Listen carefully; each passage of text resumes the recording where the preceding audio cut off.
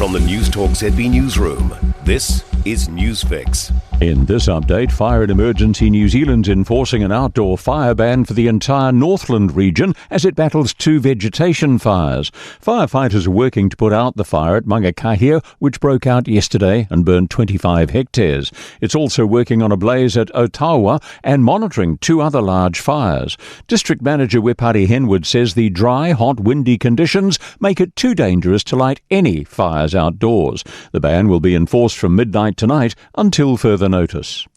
While Alfred has been downgraded, authorities say Australia's east coast is not out of the woods yet. Brisbane has up to 400 mils of rain in the forecast across today and tomorrow.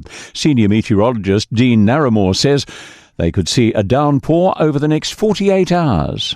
We could see heavy to locally intense rainfall that could lead to flash flooding and life-threatening flash flooding, particularly with any of those heavy thunderstorms that may develop. The government's being urged to address the invisible problem of homelessness for women. Today is International Women's Day. The Coalition to End Women's Homelessness research shows women represent 50% of those experiencing homelessness in New Zealand.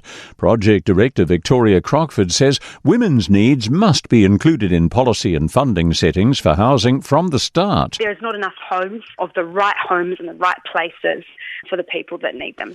Almost every New Zealand boating company is in the City of Sails for this weekend's Auckland Boat Show. Innovations from across the sector are on display. Maritime Industry Association Chief Executive Peter Busfield says the show is a great indicator of the state of the industry. 120 boat builders in New Zealand, and most of their brands are at the show. There's over 500 brands of equipment and boats, over 300 boats from small tenders to 30-metre super yachts. That's news. In sport, Moana Pasifika captain Adi Savia has shared his rejuvenation as part of his new Super Rugby Pacific franchise ahead of tonight's game against his former Hurricanes team in Albany.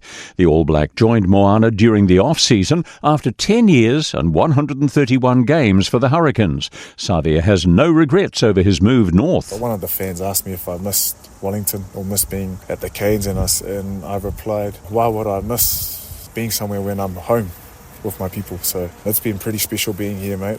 Tom Walsh is keeping a duel for national bragging rights in perspective ahead of his big month in the shot put circle. He's renewed his rivalry with Jack O'Gill in Dunedin today at the Track and Field National Championships. Walsh says the Nationals are a checkpoint for the World Indoor Championships in Nanjing coming up later this month. That's sport. I'm Joe Gilfillan. For more news, listen to Newstalk ZB live on iHeartRadio.